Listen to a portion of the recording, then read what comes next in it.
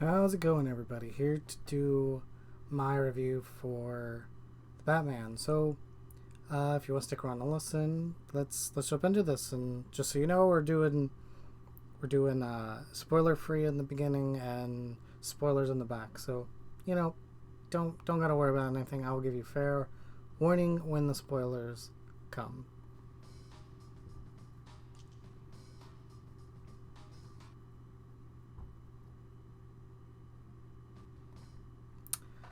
All right, guys.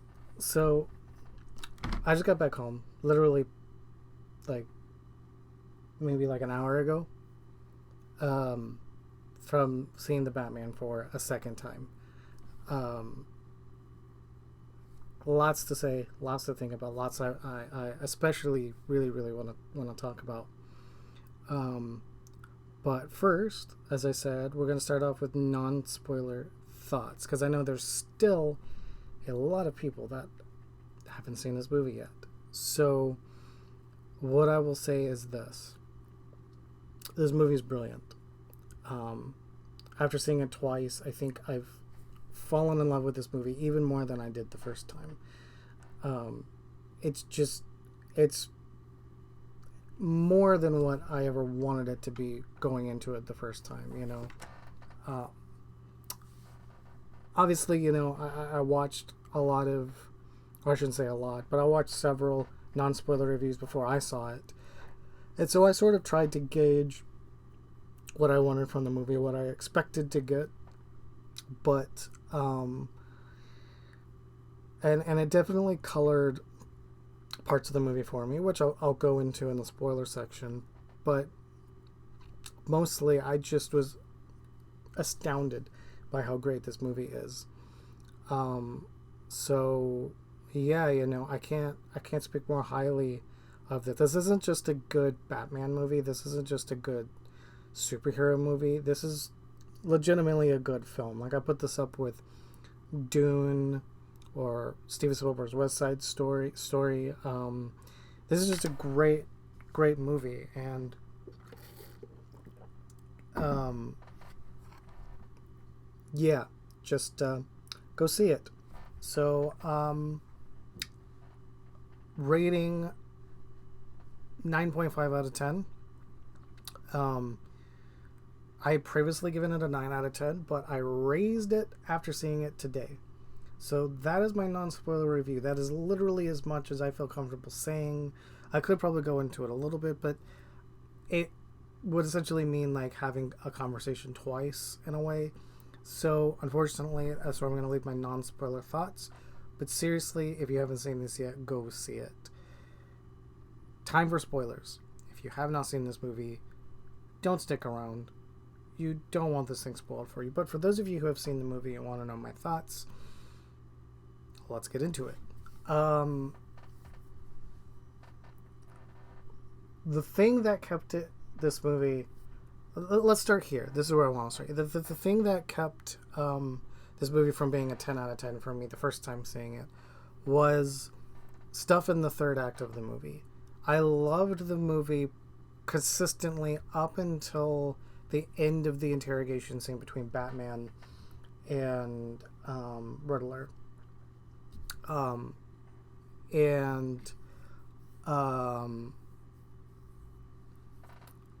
I just got sidetracked. I realized that I didn't grab an image that I needed to for this review. But yeah, I didn't like the last part of this the first time seeing it. It felt out of place the first time. It felt like something, and what I mean specifically is the water's rushing in, the vans, all of that, felt like something we would get in a DCCU movie or like an MCU movie. It didn't feel like it fit this story. But it also was one of those things where I think I let the opinions of people that I watched review it kind of color how I was feeling, because I saw a lot of people say that it didn't work for them, and so I think I kind of went into it expecting that it probably wasn't going to work for me, but also having no idea what it was. And then it started happening, and I was like, okay, yeah, whatever. But seeing it today, I was like, it really just does fit. It really does really work. And the other thing, too, that keeps it from being a 10 out of 10 for me is the Joker Riddler Arkham scene. Honestly, my honest opinion, my gut reaction is that scene just doesn't belong in this movie, period. But if you're going to have it somewhere, it should be a post-credit scene. It shouldn't be in the movie at all, because it's just a weird placement for it too, because it's literally the second to last scene in the movie. It's like Batman rescues everybody, we get a monologue, and we get to hear Nirvana's Something in the Way again, and then we get this scene at Arkham, and then the next thing we get is the graveyard scene with Selina and Batman. And that's it. And that's the end of the movie. And it's just such a weird thing for it. It's like, oh, we want this in the movie, but we're at the end. And it's like, well, if you're waiting until now to put it in, does it need to be there? It didn't fit. And there was, I'm pretty sure I read that, Reeves has come out saying that they filmed a scene where Batman goes to Arkham to talk to Joker, but then they took that out of the movie, and I don't know if that would have made me feel differently about it or not. It definitely wouldn't have hurt the way I feel about the scene, but I don't know. Without seeing the scene itself, it's hard to say. I didn't like that scene, like at all. So, yeah. So we're just gonna leave that there. But one of the things that I really wanted to talk about is the cinematography in this movie, and I want to bring up this shot here. This is one of my favorite scenes in this whole movie, which obviously, as you guys know because you've seen the movie, it's the end scene where he's leading the way out of the Gotham Square Garden, or whatever the freaking name of the place is. But I just think that's such a great shot, and I think that was one of the things that I loved about this movie at all. There's so many moments, and I tried to pull screenshots, but without downloading a trailer and cutting images out of the trailer, you really can't go to Google and find like a lot of shots. And I tried to find some, and I had trouble. I did take out the shot of where Batman is upside down when in the chase scene with Penguin, but every one that I downloaded was giving me issues, and so I just ended up grabbing this one shot, because if you guys seen the movie, you know what I'm talking about. Just this whole movie is beautiful to look at, and I think that's one of the things that really sets it apart from a lot of other, not just comic book movies, but any movie in general, is the cinematography in this is just breathtaking. But it definitely sets itself apart in the DC universe movies as well. The other thing that I got to talk about is the score. I listened to a few tracks of the soundtrack before leaving today to go to the movie, and then I also listened to it on the way to the theater and also on the way back. And it's just such a great score. Like, I'm already a huge Michael Giacchino fan, and this is so different than what he has done in the past, in my opinion. But it's just so wonderful. It's really cool to see him do something really different and unique, and it just fits so well with the style of this movie, this noir, dark, gritty story. And I really liked it. I'm actually, before I go any further, I'm kind of just gonna BS my way. Sorry, I'm dipping my camera because my camera is actually my phone and it's leaning against my screen.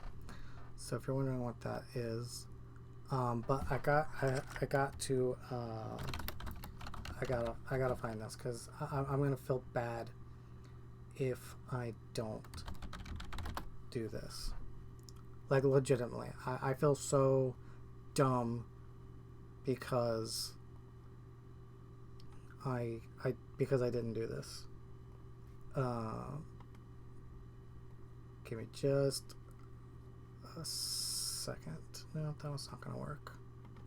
Well, let's try this one. Oh my gosh, not this one too. Guys, like, none of these freaking things. Will it work? Let's try this one. So bear with me just a second.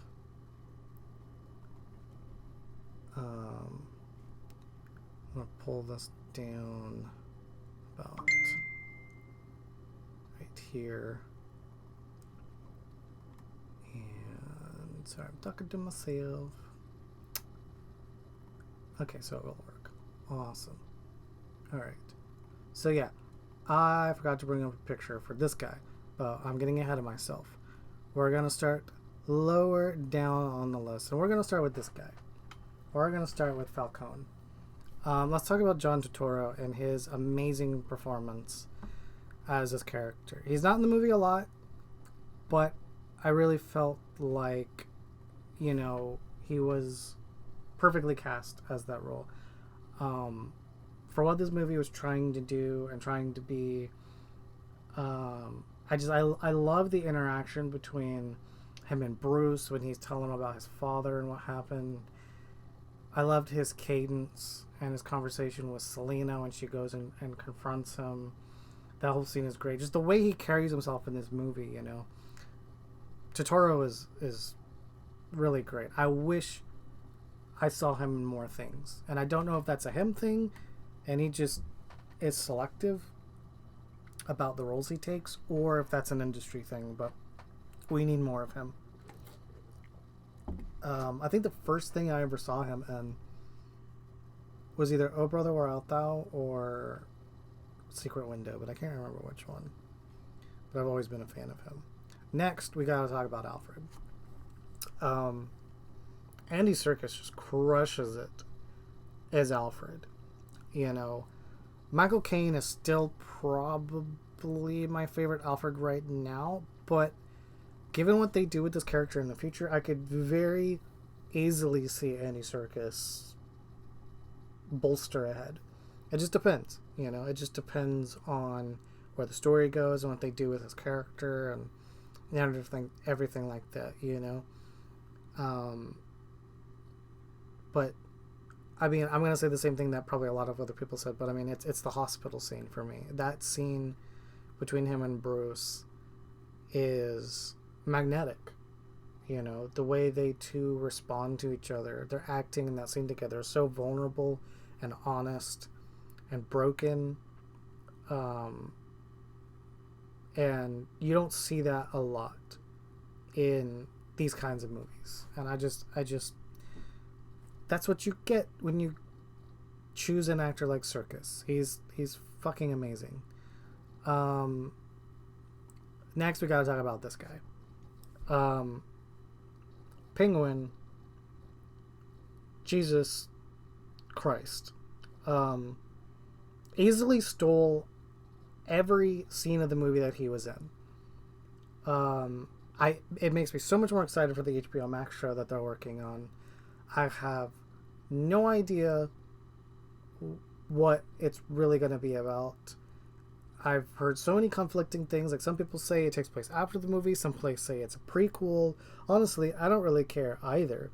I mean, maybe if it's a prequel, we'll get more of Falcone, maybe, but I would love it if it takes place after the movie, because I think that's a really interesting place to take things.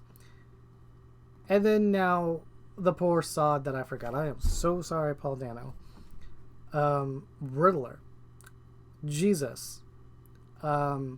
Terrifying. Wonderful. I loved his portrayal of Riddler. And the crazy thing is, too, talking about the interrogation scene, I wasn't sure whether how much I really liked that scene. I mean, I knew I liked it, but I didn't love it the first time I watched it. But seeing it again this time, and context of the story, and knowing what's happening and all of that, I know people say that he went to, There Will Be Blood territory, but I don't think so. Knowing how this movie sets up the person that he is in this movie, I feel like this is well within the character's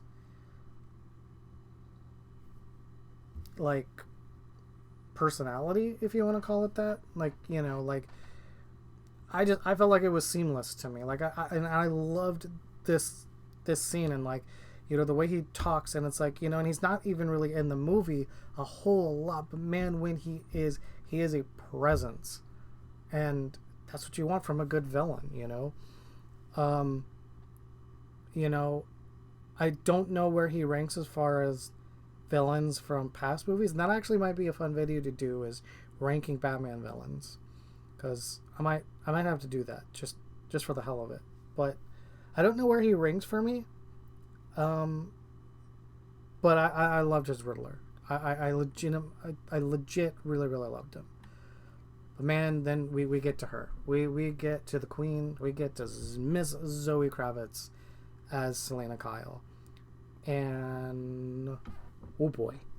I'm a huge Catwoman fan. She is probably one of my top favorite Batman villains, and it's really interesting to see how different versions of the character work or don't work. We'll leave that at that. But I still think Pfeiffer is my favorite Catwoman, and probably for a lot of nostalgic reasons. Batman Returns is has always been one of my favorite Batman movies, and her acting in that is just so iconic. But if there was a Catwoman that could very well surpass Pfeiffer, it's Kravitz. Depending on where they go with her as a character moving forward, I have no qualms about saying, yeah, she's my favorite. I just don't know that there was enough in this particular movie to push it over the edge for me yet. But it's damn near close. There is an overlap for sure.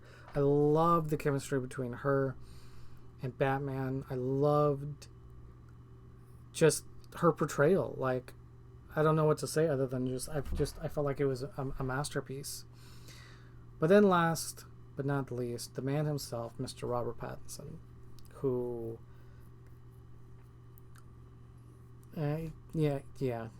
people said shit. It's like, what? That guy from Twilight? You're talking about Edward Cullen to play Batman? Yes, to play Batman. Well, you guys are all fucking laughing now, aren't you? He is my favorite Batman. I thought he was my favorite Batman seeing it the one time, but after seeing it today, it really solidifies. I think he is my favorite Batman.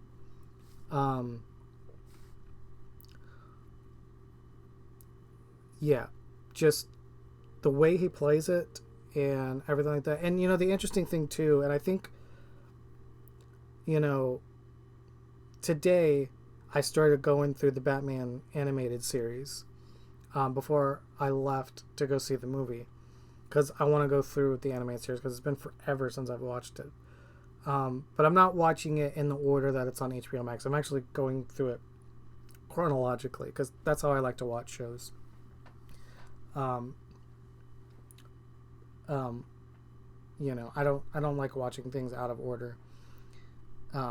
might be a tad OCD thing, who knows. But watching the first 3 episodes chronologically, which is the Cat in the Claw part 1 and 2, and then the episode where they set up the bat signal. I forget what it is, the cape and cowl contingency, I think is what it's called.